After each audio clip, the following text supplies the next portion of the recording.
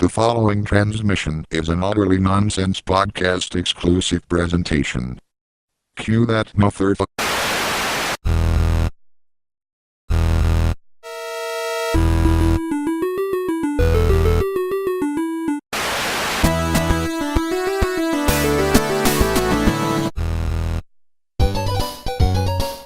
The Halloween Special 2. Well, it has been a year since we did the Halloween special, and we're doing another one. Why? Because there's a Halloween reboot? Would you call it a reboot? Unintended sequel? It's a sequel that retcons all the other sequels. So I guess it's kind of a reboot, but it's also a sequel, so it's a reboot-quel? Yeah. A requel? A requel. Yeah. I like that. It's like Rob Zombie fucking the franchise, but not. But this time it's John Carpenter. When Halloween comes around, got to watch Halloween. I want to see Michael Myers. Yeah. But I didn't think it was a bad thing. That and also Venom came out this month, which we didn't get to talk about yet, but I do want to talk about that. Speaking of which, your picture on Discord is Venom. Yeah, it is. So I'm sure you have some choice words for the movie. So I will say, let's start with Venom, since that movie came out first. So this movie, obviously I've been talking about it, and I mentioned in the Joker video, the one I did about the whole Joaquin Phoenix thing, that I'd get to this topic at a later date. And the main problem I had, and still have after seeing it, is that the core story of Venom is linked to Spider-Man, inextricably linked. And then the reason for him coming about was his and Eddie Brock's hatred of Spider-Man, and that's I'm pretty sure more or less the reason why they bond so well. And of course, you don't get any of that in the movie because of no Spider-Man. What'd you think about that? Was that disappointing for you? I mean, I knew going in that there wasn't going to be like any kind of hate for Spider-Man or any of his basic origins.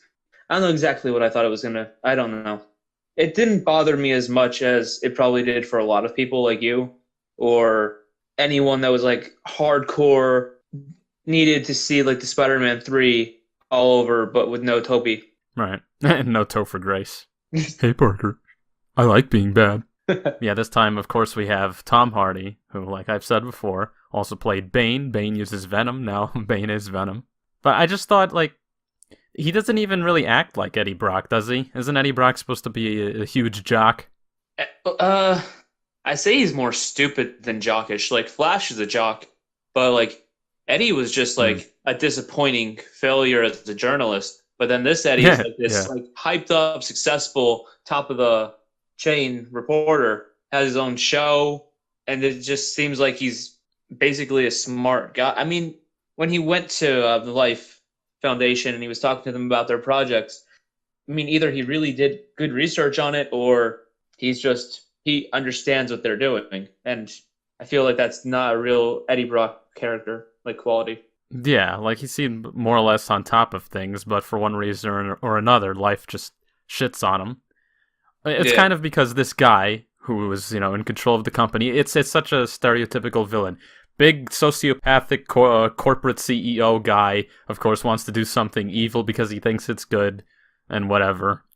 And, anyway, the story goes, Eddie Brock tries to expose something wrong. They were doing human experiments. And he says, all right, you're leaving, and you lost your job, and your girlfriend lost her job, and now she dumped you, and now you have no job, and now you're living in some shitty apartment. The whole movie for me was just generic. The whole conflict, the fight scene, it felt like, what was it, Incredible Hulk? You're just watching two CGI monsters slam into each other.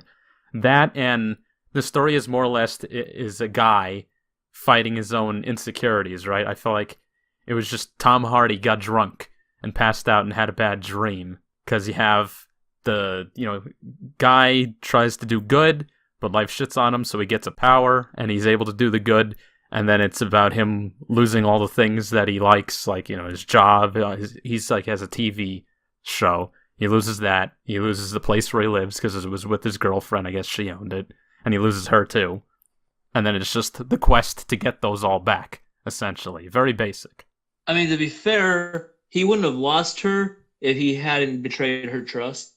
It had nothing. It didn't even have anything to do with the guy. It had more to do with Eddie just knowing his boundaries. Yeah, right. What was it? The filed he found some files on her laptop, Yeah, and she had yeah, that's how he found out that they were doing the human test trials. But like, why would she be so mad at him? Like, she knows it's his job to get to the bottom of things. I mean, everyone told him, "Hey, don't do this," and then he did it.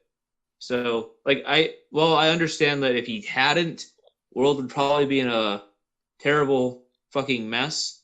But I mean, he did get told, "Hey, don't do this," and then he did it, and then he had to suffer for his consequence. He had to suffer with the consequences. I don't know. It felt a little contrived to me. Oh yeah, it's like the same thing that happens to Spider-Man. Yeah, right. And another thing, the way they bond, I felt was just the pacing was just a little too quick. Like it was just because the movie really is only an hour and a half. 20 minutes of it is actually credits. You mean from? You're a loser, Eddie. We are going to take over your society. I've decided I like you. I am also a loser. Yeah. Like, it's so fast. Venom is like almost bipolar. The first time that they bond, he's like, I'm taking you over because I need to survive long enough to take over your whole planet. And then he's like literally, it could have been maybe 10 or 15 minutes later in the movie, because Venom doesn't actually appear until almost an hour in. I was timing it. And like I said, the movie's ending is out an hour and a half in. So he goes from, yeah, I'm just using you, to, you know what, I like you. We're going to stick around and we're going to prevent my entire race from invading this planet. Like, it was just weird. Like, I don't understand that either.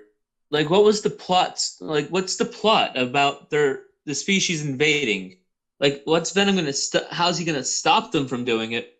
I don't know. It didn't make sense how they were going to invade. The only thing that ended up happening was, I don't know, the gang leader, the ringleader symbiote bonded with the very, very unthreatening, skinny sociopath guy and wanted to fly back into space with the rocket. Why? I didn't get that. I didn't get how the other symbiotes died. Apparently they can't just bond with anyone. They need some kind of genetic match or something like that, or somebody stable enough to hold the bonding process. So when they would try to... the symbiote die from, because they had them try it with multiple different hosts, but then I guess the host just, like, Eddie was getting sick from having Venom attached to him, and that's why, like, they removed them. Like, do the symbiotes have control over how much they deplete somebody, or? Well, what I think it might have been, and they didn't really explain it well in the movie. I think it might have been, or I'll say what it should have been, is the symbiotes aren't accustomed to Earth's environment. So in order to survive, they need to latch on to a creature that is accustomed to Earth's environment. So say humans, since they're at the top of the food chain. And the reason why Venom is always so ravenous is because it's either he gets his chemical nutrition from, Eddie eating food, or he has to start sucking away the nutrients from his organs, and that's what kills him. Okay, so you think it's either a feed the symbiote, or you get eaten kind of thing. Yeah, so essentially, if you're not constantly feeding, it's like having a parasite. Even in your intestines, you have to eat more, or else you get sickly. Like, I know there was a alternate universe where Spidey kept wearing the black suit for like 40 years, and eventually they like pulled it off because of a sonic scream or something, and underneath was just a skeleton. Like, Peter had been dead for years. Yeah, that makes sense. I think that was originally the whole thread of it, right? That if he didn't take it off, it would have taken him over. Well, it was taking him over, but it was Venom amplified his like negative emotions and all that stuff. Yeah, and you don't see that in this, do you? I mean, he did make him act pretty crazy at that restaurant. True, but I felt like that was him losing control Nicolas Cage style, rather than just acting out on his impulses. Let's not do a Ghost Rider 2 thing. Yeah, like Ghost Rider 2, when he's all like, there's something real deep inside me itching to get out. Or how do you phrase it? Knocking on the door. I don't remember. I just remember him screaming. Yeah, and then he just rides off on the motorcycle while his face is morphing. I wish they made a third one. But I don't know. I don't like the characterization of Venom either. How they were like, I am a loser. Like, Venom, it feels like they just didn't read his background. They just took a symbiote. They were like, oh, there's a bunch of known symbiotes. We'll make one of them the villain. Save Carnage for the second one. And just, like, Venom is just a corrupted version of I don't even know how to pronounce the species name. What is it? Klebar? It begins with a K. I can't remember how it's pronounced. I have no idea. I just call them symbiotes. But I don't know. Just making him like sound like he was weak against Riot. One of his fucking kids. Oh yeah, Right? Isn't that one of his offspring in the comics? But I guess not in this one. Yeah, he was like forced to have it. Okay, so yeah, but in this one, it's they all come in a group, and Yeah. Riot is the leader. Oh yeah, so there's no decision making on how they get their names. It's just those are their names for some reason. They have English word names, and it's not like something where they say, "Oh yeah, we have a names back on our planet, and this is the English version, which we learned because we I don't know scanned your brain for language." No, it's just I am Venom. Now we are Venom, and this is Riot. Why do they call that? Doesn't matter. What? Who cares? That's the names. Just go with it. It's a movie. Buy it. Like, I want to know who the other two were. Like, the ones that died. Was that supposed to be like Scream or Hybrid? Was one of them supposed to be Toxin, Mania? But there's like, because there's like so many people that it could have been, they could have had so many cooler like symbiotes in there, and then they're like, yeah, we're just gonna have two that look almost alike when they're fighting each other. Right. Like the yellow one would have been cool to see.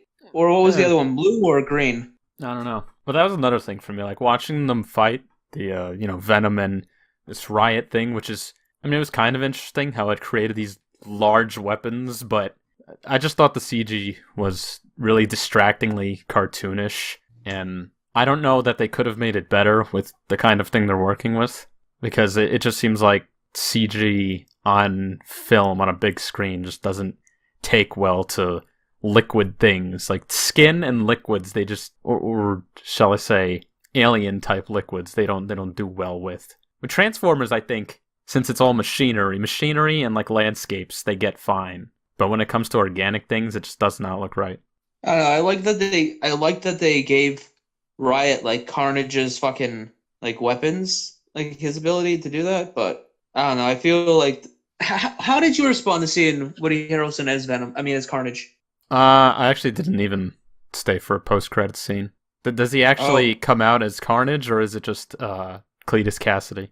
Oh yeah, it's Cletus Cassidy. Yeah, I read about it. He visits him in, what is it, prison or something? Is that the guy that he says he got an interview with at the end of the movie? Yeah. All right, well. Like, he just goes and he's like, he only wants to speak to you. But when they get there, he's like, he's like, Eddie, when I get out of here, and trust me, I will get out of here, there's gonna be carnage. It's like, and he's in this, like, you've seen Gotham, right? A little bit, not much. No, it's not even that. It's not even like his bet. Like, I was gonna say the kid Jerome that's playing the Joker, but it's not even that bad. His red wig is so fucking bad. He wears a wig? Yeah, they have him like with the red hair. They have Woody Harrelson wearing like a red wig that has like curly red hair. So he looks like Sideshow Bob from The Simpsons. That's what he looks like. It's fucking terrible. But is it worse than Jesse Eisenberg's wig when he was Lex Luthor in Dawn of Justice? Yeah. It might have been. I think it's worse. Well, that's pretty bad. But what was it? Venom, I read, had about $100 million budget, not including marketing, whatever. And it's already made, around $400 million? So, who knows? They'll probably make another one anyway. But yeah, I did not think it was good. I thought it was way generic. And again, you're lacking the whole entire basis for why Venom initially exists. And can we talk about that they made it a fucking joke? Like, I know they're not supposed to go DC dark, but they went Marvel comedy wise. Yeah, they did. When it should have been a dark film. I mean, he chomps off people's brains a couple of times, but it's like every time he does it, they kind of sink off screen a little bit, so you don't actually see it. There wasn't a drop of blood in that movie. No, I don't think so. Maybe, when he gets the typical movie cuts on his face due to going through action. I think Todd McFarlane said you can't make a Venom movie because he can't be the protagonist, and this is why. Because if it's an origin film, especially, what are you going to do? It's just going to be something generic, which is what turned out. I still like the fight scenes, and I like seeing Venom on screen. I just am disappointed with the route they went. Yeah.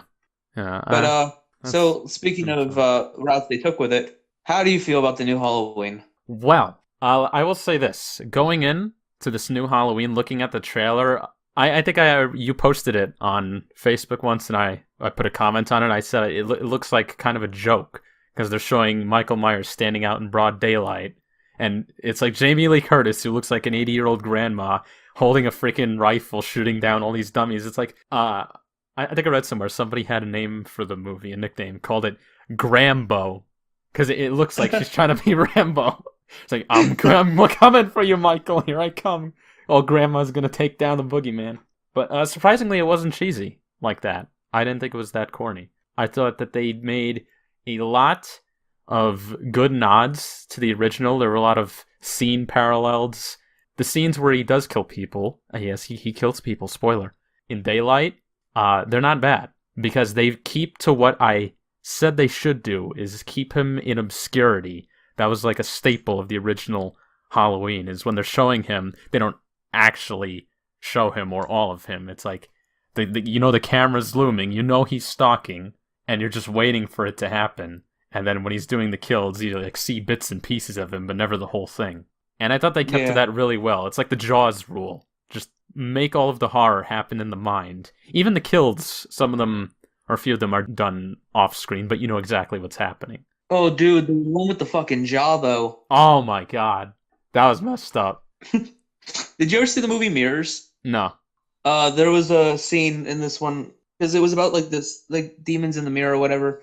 This girl looked at her reflection and then walked away to go sit in her tub, and the reflection just was staring back at her, like watching her down in the tub, relaxing, and she just starts grabbing her jaw and ripping it down. Ooh. And then the girl in the tub is reflecting, it's happening to her, and the spirit's not feeling anything, and she's just ripping it down. You see like the cheeks ripping, the skin's tearing, and all the blood just gushing out. And I just figured Michael did that in like 10 seconds. Yeah, or less, because nobody heard it, apparently. Like, he just ripped that down. There was no resistance. Mm-mm. Yeah, that's a good bit of body horror. See, I thought that was a good thing about it. Like, you don't see it happen. It's not like in a very overtly gory movie, even.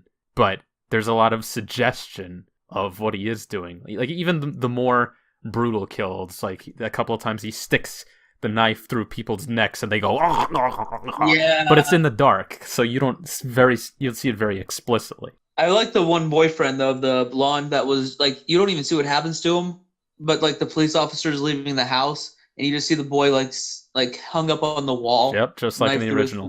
He rated that, like, the ghost, like, the sheet with the ghost over the girl. Like, I get it. There was the callbacks, but do you really think Michael cared about it that much? Well, I think You really think a guy that walked into a house after he grabbed a hammer, killed someone, and this went to the next door house too, it just kept going like that, is really going to be like, oh, hey, a teenager. Haha, I'm going to cover her with a sheet like we did in the first time 40 years ago. Well, one thing I think they try to communicate is that, the reason he does all this is because he's perpetually trying to recreate the memory of what he did when he was a kid and he killed his sister. Actually, in the remakes, he also kills his father, too. But, yeah, the main thing is that whatever drove him to kill his sister when he was younger, it's the same driving force that drives him to kill now, and it's just he has some kind of psychotic need to just keep doing it over and over. So he kills anyone that looks like his sister, kills anyone that looks like somebody he's already killed in the same way that he's already done. I don't know, I guess he's a beast of habit, and also pretty much anyone within his radius of interest. Unless they're a baby, evidently. Yeah. Or, I mean, dancing kids apparently aren't saved from him. Dancing kids? The kid in the beginning that was like, I don't want to hunt. I'll go hunting with you on weekends, but I like dancing. Oh, and then yeah. Michael snapped his fucking neck in the car. Yeah, well, he wanted the car. Yeah. Yeah. What did you think about that weird doctor guy? I knew it from the beginning that he had a fascination, that he wasn't like Loomis, that he wanted to be like Michael. That's why he wasn't injured, because he let Michael loose. Yeah, that's what I figured, but they never say that he does. But I thought, well, what else could it have been? Well, here's the thing, though. Michael ended up killing anyway because he didn't care for him. Yeah. So why wouldn't he have killed him back on the bus? Yeah, that's what I want to know. Like, what left him alive? Unless he just pretended to be dead. Yeah. Because again, the way he escapes is they're doing a transfer and they're transferring him to what's supposed to be essentially a place you go to die. Like, they've given up on like a Superman giving you care. Yeah, you're just going there to be locked up for the rest of your natural life. And so, of course, during the transfer, something happens to the bus and he breaks free, and it's this guy and his boy who doesn't want to go hunting, he'd rather be dancing. They come across the bus, and there's all the crazies walking around, so the father gets out to look, and, of course he disappears, and then we already know what happens to the kid, because you mentioned it. But the thing is that this doctor guy who said, oh yeah, I'm studying Michael now, he's alive in the back of the bus, so why was he spared? I know. Why was the little black kid spared? Oh, that kid he was the best. He was the best character in the freaking movie. Yeah, he was the best part of the movie. And here's the one plot hole in the movie. We don't know what happens to him. He runs out, and then we never see him again. Why did Michael go after the two, like Tommy and them in the first one? Like, he chased those kids. Like, he was going to kill them too, besides just Lori. Yeah. But in this one, like all those little kids bumped into him and all that stuff, and he didn't care. Yeah, well, he doesn't seem to kill in very public situations. It's only... I was going to say, he killed the gas station. Yeah, but that was because he wanted to get to the journalists who had his mask. How did he find them? There's a very, very brief scene. It cuts away so fast where they show them visiting the cemetery where his sister is buried. Oh, yeah. He's standing there in the distance, and he's out of focus, and you only see it for maybe half a second, and it cuts away. But I caught that. And then soon after that, you see Lori standing outside the window of her granddaughter's school, and I said to my mom, who I watched it with, I said, "Look, she's standing right there like Michael does. She's stalking." Oh yeah, that was another callback to the first one when she looked outside the window and saw Michael, and then he wasn't there anymore. Yep. Didn't that happen with the clothes too? Like, she looked outside her bedroom window and saw him at the clotheslines. I think so. Like between the sheets. Almost every scene with Lori in, not in the center of the scene was a callback to something Michael did. Because they're trying to show... You mean Huh? The roof scene? Yeah. When he knocked her out the window? Yeah. Yeah, again, just like the first one, I thought this was great. They're in a fight, and Michael knocks her off a balcony, and he looks down, sees her there, then he gets distracted for a moment, looks back, and she's gone. Right off of the ground, and it's just like the ending of the first one. And then, now here's something I picked up on. In that moment, up until this point, Michael, as I said, is always seen in shadow, and you're never seeing him in full view. But then, from that point, after she disappears, you do see him in full view, and in somewhat of a compromising situation, because he's trying to lift that kitchen sink away from the trap door, and he's struggling. But you don't see Lori until she appears with just her face emerging from the darkness, and then she stabs at him just like he does. And then even the granddaughter at one point picks up the knife and stabs at him just the way he does, and the last thing you see is her clutching it. Whoa, spoiler! I already said spoiler. But what do you think about the end with the fire, how he's not there? Yeah, I don't know about that, right? Wait, it's the last time it shows the fire, he's not there. It shows that shot of the basement, and he's not there anymore. Yeah, you don't see his face staring up. There's just nothing in it. And if we are to believe he died in fire, that's a similar ending to the ending of Halloween 2. So both direct sequels to the first one have him supposedly dying in fire. But he never dies. Yeah, evidently not. Did you stay all the way to the end of the credits? No. What did they show? This one I stayed for because I don't know. I checked to see if there was something, and you don't see anything, but you do hear something, and here's a hint.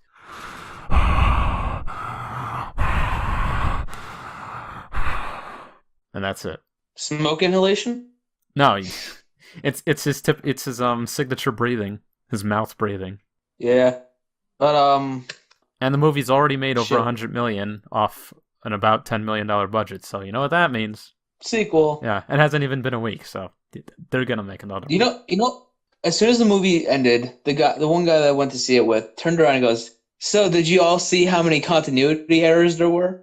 And I guess the first time you see Lori's cabin stuff, her kitchen floor is tile, but when they go down into the basement, it's solid tile on the top, but when they go into the basement, it's the hardwood floor, and you can see through it. Oh, that's what he meant. I thought he meant the continuities with all the sequels. No, he meant like in the movie, like just things changed, and that's all he cared about. But then my other friend told me, he's like, so you think the granddaughter is going to become the new Michael? I was like, where did you get that? Where did you get that hint?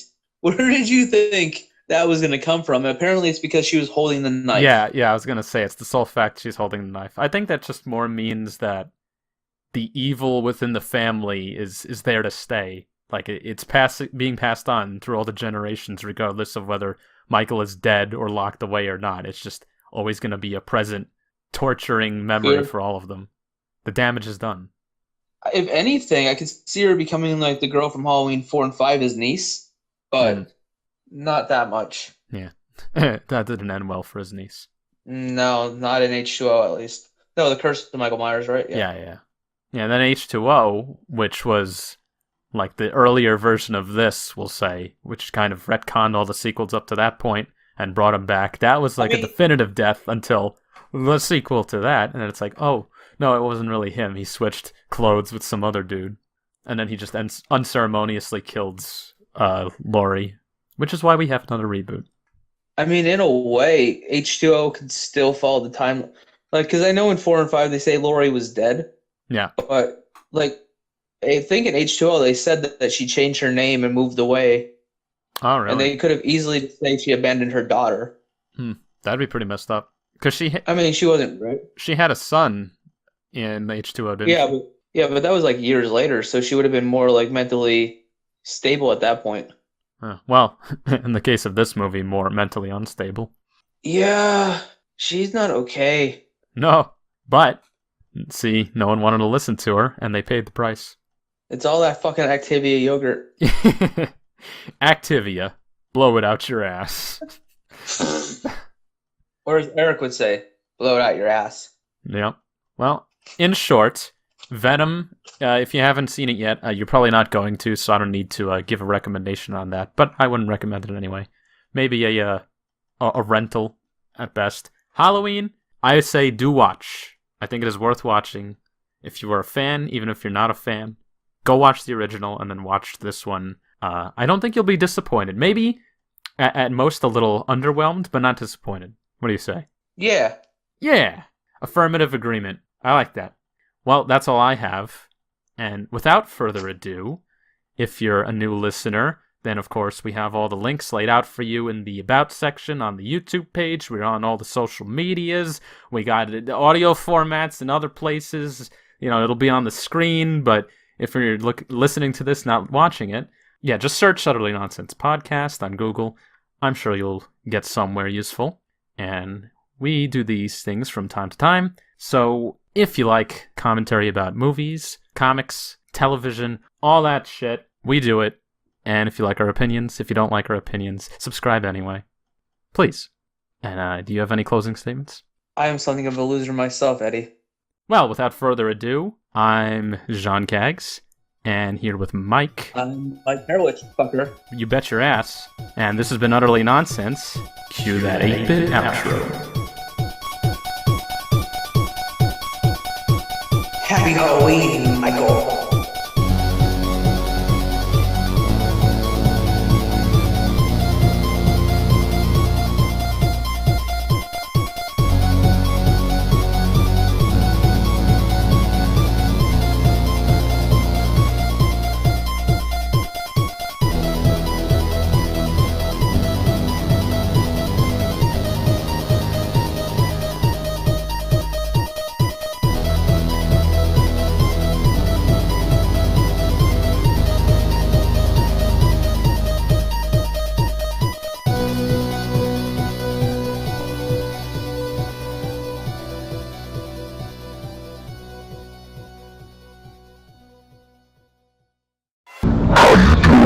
Surprised?